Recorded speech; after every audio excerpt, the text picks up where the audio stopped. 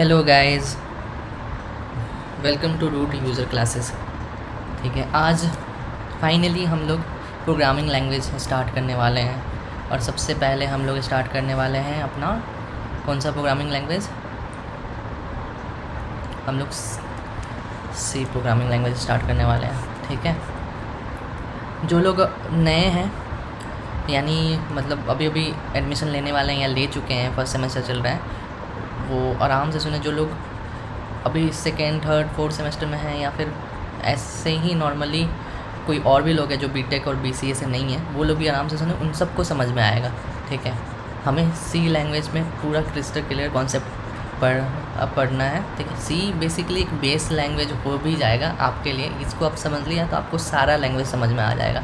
जैसे बोला जाता है ना कि आपको साइकिल चलाना आना चाहिए। ठीक है, अगर आप साइकिल चलाना सीख लेते हो तब आप बाइक या फिर स्कूटी आसानी से चला सकते हो, आपको दिक्कत नहीं होती है। ठीक है, अगर आप सबसे पहले बाइक या स्कूटी चलाओगे तो थोड़ी बहुत दिक्कत होगी, लेकिन आपको साइकिल आती है तो ये सब आराम से चला पाओगे। ठीक है, तो वैसे ही सी लैंग्वेज सीखते हैं। ठीक है, ताकि आपको C plus plus Java Python जब ये पढ़ोगे तो आपको बहुत सारी चीज़ें क्लिस्टर क्लियर हो चुकी रहेगी। सी आपका बेस बना देता है। ठीक है, ठीक है, चलिए स्टार्ट करते हैं। तो आज का क्लास होने वाला है बेसिकली हम प्रोग्रामिंग लैंग्वेज सी से स्टार्ट करने वाले हैं। ठीक है, आप इनकी फ़ोटो देखिए, ये साहब है डेनिस रिची। ठीक है, इन्होंने ही सी का आविष्कार किया था, इन्होंने प्रोग्रामिंग लैंग्वेज सी को बनाया था। ठीक है, आगे बढ़ते हैं, फिर इनके बारे में जानेंगे। कम से कम 1 मार्क्स का क्वेश्चन तो आएगा ही आएगा आपके सेमेस्टर में, अगर आपके सीएज होते हैं। ठीक है, इंटरनल्स होते हैं, या फिर आपके मिड टर्म होंगे, एंड टर्म होंगे, या फिर ऐसे ही कभी ना कभी इनका नाम आप सुनोगे या पूछा जाएगा इस जगह, तो इसको तो आपको याद रखना ही पड़ेगा कि किन्होंने सी बनाया था। ठीक है, चलिए अब स्टार्ट करते हैं हमारा आज का क्लास 10th। ठीक है, सी लैंग्वेज क्या है, हम सी क्यों सीखते हैं।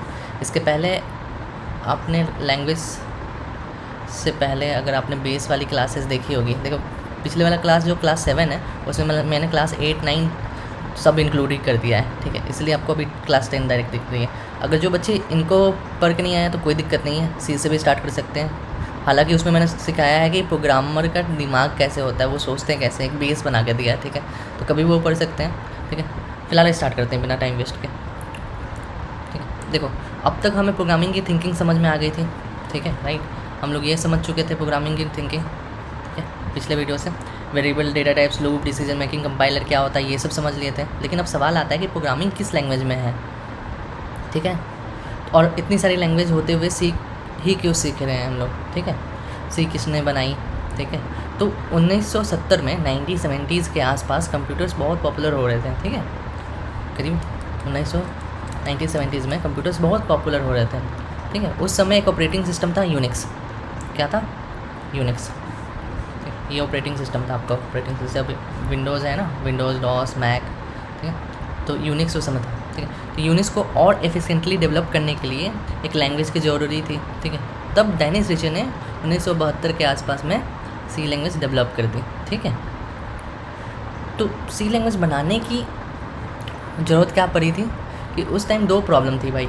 ठीक है, प्रॉब्लम क्या थी, कोई चीज़ का कोई चीज़ परेशानी दे या प्रॉब्लम दे तभी तो किसी चीज़ का इन्वेंशन होता है, राइट। तो सी क्यों बनाना पड़ा था, तो वो पढ़ते हैं। ठीक है, देखो लैंग्वेज क्या है, सिंटेक्स पे सीधे जंप करने से पहले हम लोग थोड़ा सा हिस्ट्री जान लेते हैं, ताकि आपको समझ में आए कि भाई पढ़ क्यों रहे हैं। जब आपको बेस मालूम हो जाएगा ना, उसके बाद आपको थोड़ा सा और मज़ा आएगा पढ़ने में। ठीक है, तो प्रॉब्लम नंबर 1, मशीन लैंग्वेज। ठीक है, आपको पता है कि ये यार ना पहले ना कंप्यूटर्स मशीन लैंग्वेज ही समझते हैं, अभी भी समझते थे।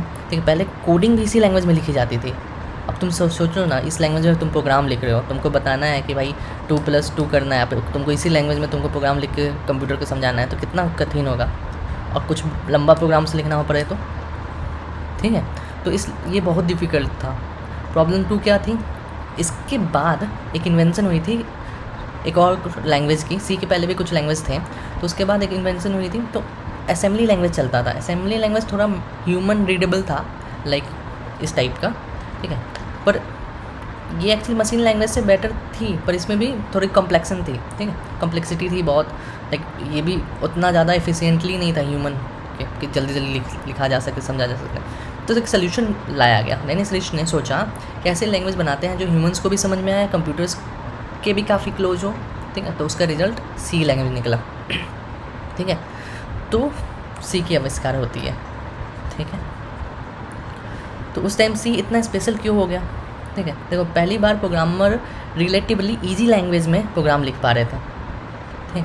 अब तुम सुनो कि तुम्हें वो मतलब छोटी सी छोटी चीज़ इस लैंग्वेज में लिखनी पड़ रही थी, राइट, छोटी छोटी चीज़ इस लैंग्वेज में लिखनी पड़ रही थी। अब उसके बाद थोड़ा सा एवोल्यूशन होता है तो आप इस लैंग्वेज में आते हो। अब डायरेक्ट तुमको बोल दिया जाए कि कोई दिक्कत नहीं है, इतना लैंग्वेज आपको सीखने की जरूरत नहीं है, कुछ ह्यूमन से मिलता जुलता मैंने लैंग्वेज बना दी है, वो फॉलो करो। तो जैसे ही इतना बड़ा ट्रांसफॉर्मेशन हुआ ना, एवोल्यूशन हुआ लैंग्वेजेस में प्रोग्रामिंग के, तो ये बूम कर गया, ठीक है, बूम कर गया। तो वहाँ से सी बहुत पॉपुलर होने लगा, ठीक है।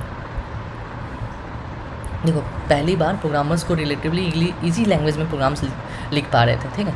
और यूनिक्स के बहुत सारे हिस्से सी में लिखा गया उसके बाद, इसी वजह से सी फेमस हो गई, ठीक है। हम सी क्यों सीख रहे हैं, जैसे कि मैंने पहले बताया था कि देखो सी से फंडामेंटल सारे आपके क्लियर हो जाएंगे। सी में आप समझोगे, ठीक है, कि जैसे variables, data types, loop, decision function, memory, ये सब इसमें सिंटेक्स कैसे लिखे जाते हैं, कॉन्सेप्ट्स क्या है, ये वो सब समझ लोगे। ये बेस है सबका, सारे लैंग्वेज का। ये यहाँ पे समझ जाओगे ना तो आगे जितने भी लैंग्वेज पकड़ोगे बहुत आसानी को समझने में, ठीक है। ये सबका एक बिल्डिंग ब्लॉक्स है, ठीक है। बाद में पाइथन या जावा जो भी सीखोगे कॉन्सेप्ट सेम मिलता जुलता रहेगा। रीज़न 2, सी कंप्यूटर के काफ़ी क्लोज है, ठीक है। पाइथन में बहुत सारी चीज़ें हिडन होती है, सी में तुम्हें समझ आता है कंप्यूटर्स डेटा कैसे स्टोर करते हैं, ठीक है, मेमोरी क्या होती है, प्रोग्राम्स एक्चुअली चलता है, ये तुम्हें सी के अंदर दुनिया दिखाई देने लगती है, ठीक है। अब जैसे जैसे रिवील होते रहेगा सी लैंग्वेज प्रोग्रामिंग, तुम्हें समझ में आ जाएगी इन सबका, ठीक है। रीज़न 3 क्या है, तो सी सीखने के बाद बाकी लैंग्वेज बहुत ईजी लगती है, जैसे मैं बोल रहा हूँ, ठीक है। अगर तुमने सी सीख लिया तो ये सारी लैंग्वेज तुम्हें थोड़ा सा रिलेटिवली बहुत आसान लगने लगेगी। आसान क्या, तुम रिलेट कर पाओगे, इसलिए चीज़ें आसान लगती। देखो किसी चीज़ को तुम जानते नहीं हो ना, पहली बार देख रहे हो तो थोड़ा सा अजीब लगता है, पर किसी चीज़ को तुम जान गए, फैमिलियर हो गए, उसके बाद उससे मिलता जुलता चीज़ कोई भी तुम देखोगे तुमको वो आसान ही लगेगी, ठीक है। और सी तुम्हें बेसिक अंडरस्टैंडिंग सब क्लियर कर देगी, ठीक है। तो वही है बात है, समझना बहुत आसान हो जाता है क्योंकि कॉन्सेप्ट सेम रहते हैं और सिर्फ सिंटेक्स बदलते रहता है, ठीक है। रियल लाइफ के एग्जांपल जो मैंने बताया आपको वो देख लेते हैं। जैसे क्या बताया था मैंने आपको, साइकिल वाला एग्जांपल दी थी। साइकिल सीखने के बाद स्कूटर और बाइक दोनों आसान लगता है ना, वैसे ही सी के बाद आपको सी, जावा, पाइथन सब आसान लगेगा। चलिए गोल्डन लाइन पे आते हैं बाबू ने। देखो हम सी लैंग्वेज सीखने नहीं आए हैं, ठीक है, हम सी के थ्रू प्रोग्रामिंग सीखने आए हुए हैं, ठीक है। हालांकि हम लैंग्वेज समझते समझते सिंटेक्स देखते देखते समझेंगे। हमें मेन फोकस रखना है कि हमारा ब्रेन सोचना चाहिए कि प्रोग्रामिंग का जो प्रोग्रामिंग आप कर रहे हो ना, जो प्रोग्रामर का दिमाग है, जो मैंने बताया था आपकी सोचते कैसे हो, ठीक है, स्टेप्स क्या होती है, सोल्यूशन क्या होती है, उस पर ध्यान दो। लैंग्वेज हम पकड़ा देंगे आपको, लैंग्वेज आप फैमिलियर हो जाओगे, उस लैंग्वेज की मदद से आप अपना प्रोग्राम लिखना स्टार्ट कर सकते हो, ठीक है। अभी थोड़ा सा क्लियर हो गया कि सी क्या है, किसने बनाई, डेनिस रिच ने, और हम इसे क्यों सीख रहे हैं, ठीक है। अगली क्लास में हम अपना सी से प्रोग्राम लिखेंगे और कंप्यूटर से पहली बार बात करेंगे, ओके। पर यार मुझे ना थोड़ा सा और आपको डीप डाइव करवाना है। देखो यार, अगर पढ़ने को पढ़ रहे हो ना कि क्या है, तब तो वो तो आप कहीं भी पढ़ लोगे। छोटा मोटा चीज़ आपको करना है, पढ़ के चीज़ करके तो आप कहीं भी पढ़ लोगे। इंटरेस्ट लेना है, चीज़ें समझनी है, इसमें मास्टरी करनी है, तो थोड़ा सा डीप डाइव जाना पड़ेगा आपको, ठीक है। तो मैं बस स्पेशल उनके लिए, देखो जिनको यहाँ तक कॉन्सेप्ट लेनी है वो आराम से ले सकते हैं, जिनको थोड़ा सा और मन है कि और थोड़ा क्यूरियोसिटी है, मैं जानता हूँ कि इसमें मैं जो पढ़ रहा हूँ उसमें बेस्ट बन जाऊँ, ठीक है। थोड़ा सा एक्स्ट्रा नॉलेज ले लो, जो मेरे को भले कुछ एक्स्ट्रा रिवार्ड अभी नहीं लगे, लेकिन मैं इसमें बेस्ट हो जाऊँगा। तो अगर ऐसा करना है तो मैं आपको एक और थोड़ा डीप डाउन कर के दिखाता हूँ इसके बारे में, ठीक है। देखिए हम लोग ना पहले उन बच्चों को जो आप लोग में से हैं, जिनको मन है, उनके लिए एक बोनस है। बोनस क्या है, देखो भाई, आप ये सोच रहे होंगे ना कि जैसे नाम सी क्यों पड़ा, सी ही क्यों पड़ा, जैसे मैंने बोला था इसके पहले भी कोई लैंग्वेज थी, मशीन असेंबली लैंग्वेज या ये वो, तो इसका नाम सी ऐसा क्यों सोचा होगा उसने, ठीक है। तो आइए थोड़ा सा इवोल्यूशन देख लेते हैं ताकि आपको बहुत ज़्यादा नहीं बट ऊपर से पता तो चल जाए कि क्या है एक्चुअल में, ठीक है। देखो प्रोग्रामिंग लैंग्वेज का एवोल्यूशन शुरू होता है मशीन लैंग्वेज को आसान बनाने से, ठीक है। मशीन लैंग्वेज 1940 से 1950 के बीच में बहुत फेमस था। सबसे पहले प्रोग्राम डायरेक्टली इसी में लिखते थे, राइट, ऐसे इस वे में लिखते थे। प्रॉब्लम क्या था यार, याद रखना बहुत मुश्किल है। बाइनरी डिजिट में तुम प्रोग्राम लिखोगे, बाइनरी नंबर को समझना पड़ता था, नंबर सिस्टम को पूरे, ठीक है। तो प्रोग्राम अगर छोटी सी गलती के चलते तुम कर दो, पूरा प्रोग्राम फेल हो जाएगा। ह्यूमन फ्रेंडली भी नहीं था, ठीक है। तो प्रोग्रामर भी परेशान थे, कंप्यूटर भी परेशान थे, ठीक है। तो फिर उसके बाद 1950 में के आसपास असेंबली लैंग्वेज वाली कॉन्सेप्ट आई। जो इंजीनियर्स बोलते हैं भाई 0-1 याद नहीं होते, तो उन्होंने शॉर्ट कमांड्स बना दिए कि मूव MOV करके AB ऐड करना है तो A5, सब्ट्रैक्ट तो A2, ऐसे करके कुछ असेंबली लैंग्वेज बना दिए, ठीक है। और मैं इसमें डीप डाइव नहीं जा रहा हूँ कि मुझे लगता है कि शायद आपका इंटरेस्ट होगा नहीं होगा, पर इतना भी जान गए हो तो बहुत अच्छा है, ठीक है। और उसके बाद चलते हैं, फिर उसके बाद मशीन लैंग्वेज। देखो इसमें क्या भाई, मशीन लैंग्वेज तो आसान होगी लेकिन इसके लिमिटेशन क्या थे। अभी भी हार्डवेयर के बहुत क्लोज हम लोग नहीं पहुंच पाए थे। हर CPU के लिए अलग अलग असेंबली लैंग्वेज लिखनी पड़ेगी, ठीक है। मान लो आज इंटेल आया, अगर कोई भी कंपनी आ जाती है दूसरा प्रोसेसर, तो फिर कोड पोर्टेबल नहीं था। पोर्टेबल का मतलब यहाँ मूवेबल नहीं था, यहाँ से उठा के वहाँ नहीं डाल सकते थे एक कोड को, ठीक है। उसके बाद भाई एंट्री होती है फोर्ट्रैन की 1957 में। इसको किसने बनाया था, इसको बनाया था जॉन बैकस ने साइंटिफिक कैलकुलेशन के लिए, ठीक है। फार्मूला, मैथ, इंजीनियरिंग ये सब चलती थी। फिर लिमिटेशन क्या हुआ, बिजनेस एप्लीकेशन और सिस्टम प्रोग्रामिंग के लिए ये आइडियल नहीं थी। उसके बाद धीरे धीरे इवॉल्व होते रहा। फिर कोबल आया, ठीक है। बिजनेस दुनिया में बैंक, पेरोल ये सब में ये मदद करने लगा, ठीक है। तो इसमें बहुत ज़्यादा लंबा कोड होने लगा, ठीक है, सही भी नहीं थे। फिर उसके अल्टरनेटिव्स, फिर एल्गोल आया, 1960 की बात है, ठीक है। अभी 72 से पहले, 72 में आ गया था आपका सी, ठीक है, उसके पहले की बात है 72 में। ये सारी चीज़ें हिट एंड ट्रायल चल ही रहा था सब चीज़ में। प्रोग्रामिंग कंसेप्ट इंट्रोड्यूस किया, ब्लॉक्स, स्ट्रक्चर प्रोग्रामिंग, ठीक है। लिमिटेशन इंडस्ट्री में उतनी पॉपुलर नहीं हुई जितनी एक्सपेक्टेड थी, ठीक है। फिर आता है एक टर्निंग पॉइंट, BCPL, ठीक है। इसको मार्टिन रिचर्ड्स ने बनाया था।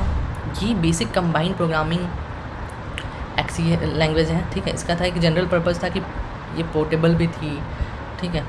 प्रॉब्लम बस इतना था कि टाइपिंग वीक थी, डेटा हैंडलिंग नहीं कर सकती थी, प्रोग्रामिंग के लिए परफेक्ट नहीं थी, ठीक है। तो इसको भी बस एक अपग्रेड का जरूरत था। तो इसको देखो BCPL था, ठीक है। तो इसको अपग्रेड किया गया। तो इसका जो स्टार्टिंग का लेटर है ना वो ले लिया गया, B, तो ये बनाया गया B लैंग्वेज। किसने बनाया था, केन थॉमसन ने, BCPL को सिंप्लीफाई करके यूनिक्स के अर्ली वर्जन्स के लिए, ठीक है। B में टाइपलेस थी। प्रॉब्लम ये टाइपलेस का मतलब ये नहीं कि टाइपिंग नहीं कर पा रहे हो, ऐसा वाला नहीं। टाइपलेस का मतलब डेटा टाइप से ये रिलेट कर रहा है कि डेटा टाइप इसमें थे ही नहीं, ठीक है। तो बहुत कन्फ्यूजिंग हो गया था। नंबर्स कैरेक्टर के बीच में डिस्टिंक्शन मतलब डिफरेंसेस पता ही नहीं चल पाते थे। कंप्यूटर पावरफुल होने लगे, ठीक है। B की लिमिटेशन सामने आई, धीरे धीरे अब प्रोग्रामर्स बढ़ गए हैं, सब प्रोग्राम करने लगे, कंप्यूटर्स भी पावरफुल होने लगे। B भी एक लिमिट जो भी था उसका आने लगा। उसके बाद इंट्रोड्यूस होता है भाई साहब, मार्केट में आता है तबाही मचाने वाला लैंग्वेज। 1972 डेनिस रिचर्ड्स ने इन्वेंट किया अपने लैब में, उनका बेल लैब्स करके था, उन्होंने बनाया C लैंग्वेज। C लैंग्वेज क्यों आई थी भाई, डेनिस रिचर्ड का B की प्रॉब्लम सॉल्व करनी थी। B में क्या प्रॉब्लम था, वही डेटा टाइप्स ये वो, ठीक है। B में प्रॉपर डेटा टाइप्स नहीं थे, C में उन्होंने दे दिया। डेटा टाइप्स हमने देखा था, याद है, वेरिएबल एक डब्बा है, उस डब्बे में कौन सी वैल्यू जाएगी, वैल्यू किस प्रकार की होती है, उसके टाइप बताना है। तो नंबर होगी तो इंट, कैरेक्टर डालना है या स्ट्रिंग डालना है, ठीक है। फ्लोट मतलब वो डेसिमल वाला जो होता है ना, वो वाली चीज़ें, जैसे 4.0.00100 ऐसा, ठीक है, ये होता है। तो प्रॉब्लम 2 क्या आई, इसमें परफॉर्मेंस इंप्रूव करनी थी, तो C मशीन के क्लोज थी, फास्ट थी, ठीक है। ये प्रॉब्लम्स किसका बता रहा है, B का बता रहा है, ठीक है। C मशीन के क्लोज थी, क्या मतलब मशीन लैंग्वेज की थोड़ी सी क्लोज थी, ठीक है, तो और फास्ट हुई थी, ठीक। प्रॉब्लम 3 क्या हो गई थी, यूनिक्स को रीराइट करना था। उस समय का प्रॉब्लम है, C का प्रॉब्लम नहीं बता रहा, उस समय का प्रॉब्लम है कि यूनिक्स जो चलता था OS उसको रीराइट करना था, ठीक है। पुराना हो गया था, कंप्यूटर्स फास्ट बहुत ज़्यादा पावरफुल होने लगे थे, तो वहाँ का यूनिक्स का राइट करना था। उसके रीराइट, तो उस समय यूनिक्स को सी में लिखा गया और यहाँ से ही गेम चेंज हो गया, यहाँ से सी की पॉपुलैरिटी टर्निंग पॉइंट बना। Why C become famous, reason 1 human friendly था, मशीन लैंग्वेज नहीं लिखना पड़ता था हमें, फास्ट था, पोर्टेबल था, ठीक है, एक मशीन का कोड दूसरी मशीन में रिलेटिवली आसानी से जा सकता था, टाइमलेस ईजी वर्जन था, ठीक है। तो देखो टाइम लाइन और इजी वर्जन मैंने इसलिए यहाँ पे लिख के रखा है कि अब आपको डायरेक्ट यहाँ से समझ में आ जाएगा evolution of machine language, programming language जो हम लोग मशीन के लिए यूज़ करते हैं। देखो पहला machine language assembly language I, Fortran I, algo, ठीक है, बीच में कोबल भी आई थी, BCPL, BC, देन C++, ठीक है। ये प्लस क्यों लगाया ना, जब सी के अंदर डीप डाइव करोगे ना तो आपको इसको पता चलेगा, इसका मतलब जब पता चलेगा तो आप बहुत थोड़ा सा एक खुशी फील होगा, ठीक है। फिर जावा, फिर पाइथन, ठीक है।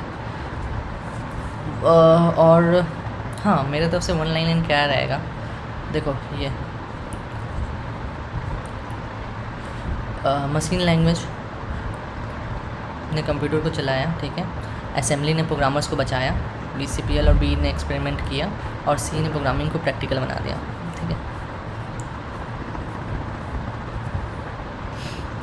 देखो भाई, मैंने ये पूरी हिस्ट्री सेगमेंट ना 3 से 4 मिनट में कवर हो सकता है, ठीक है। मैंने थोड़ा सा बोलने के समय आपको टाइम लिया है, ठीक, ताकि मैं फटाफट पढ़ के नहीं बताना चाह रहा था। मैंने ये नोट्स बनाए हैं ताकि फ्लो में मैं ब्रेक ना हो, मुझे याद रहे कि आपको कुछ छूटे ना, ठीक है।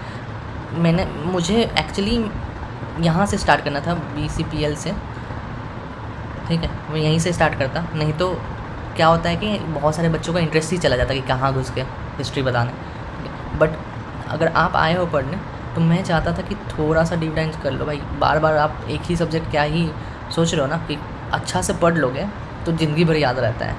और मेन सब्जेक्ट है, कुछ भी चीज़ पढ़ने जा रहे हो ना तो उसका मतलब अंडरस्टैंडिंग हो कि भाई ये एग्जिस्टेंस में क्यों आया, तो समझ में रहता है कि अच्छा क्यों आया है, क्यों ज़रूरत है, तो समझ में आता है कि चलो इसका ये खामियाज पहले दुनिया में थी तो इसको लाया गया था, ठीक है। तो बस यही था यार अपना क्लासेस आज, सी का इंट्रोडक्शन, इसी को हम लोग इंट्रोडक्शन ऑफ सी बोलेंगे। अब अगले क्लास से हम लोग सिंटेक्स और कोडिंग्स पे उतरेंगे, ठीक है। आप तब तक क्या करना, नेक्स्ट क्लास में देखो मैं आपको बोल रहा हूँ कि सी का कोई भी एक नॉर्मल कंपाइलर वो आप डाउनलोड कर लो, अपने सिस्टम में चला लो, आप विंडोज़ में हो, मैक में हो, अपने कंपैटिबल कोई भी बढ़िया सा कंपाइलर देख लो, यूट्यूब पे, गूगल पे, कहीं भी मिल जाएगा आपको सजेशंस, ठीक है, वो डाउनलोड कर लो। ये मैं डाउनलोड इंस्टॉलेशन कंप्लीट आपको नहीं बता रहा हूँ क्योंकि मैं आपके लिए एक रूम ऑफ स्पेस छोड़ रहा हूँ। देखो आप प्रोग्रामर्स होने वाले हो, ठीक है, चीज़ें ढूंढना आपका काम है, आपको आना चाहिए। कम से कम आप जिस पे काम करने वाले हो, जिस कंपाइलर पर काम करने वाले हो, वो मैं चाहता हूँ कि आप खुद से रिसर्च करो, कहीं से गूगल से, यूट्यूब पे बहुत सारे वीडियोस मिल जाएंगे, इवन AI से पूछ के आप अपने सिस्टम में खुद से इंस्टॉल करो, ठीक है। पहला इंस्टॉल करो और उसको सारी कॉन्फ़िगरेशन करो and we will run our first program, ठीक है। मैं इसमें चाहूँगा कि आप ये खुद से इनिशिएटिव लो, इतना करके आओ। अब हम लोग नेक्स्ट क्लासेस में सी के प्रोग्राम्स स्टार्ट कर सकते हैं, लैंग्वेज को प्रोसीड करेंगे आगे, देखते हैं, ठीक है। आई होप आपको कुछ जानने को मौका मिला होगा। अगर आप पहले से जान रहे होंगे तो आपको थोड़ा सा आपकी नॉलेज ब्रशअप हुई होगी, ठीक है। चलिए मिलते हैं अगली क्लास में। Till then keep learning, keep updating yourself, follow कर लें रूट यूज़र को। Thank you, bye bye.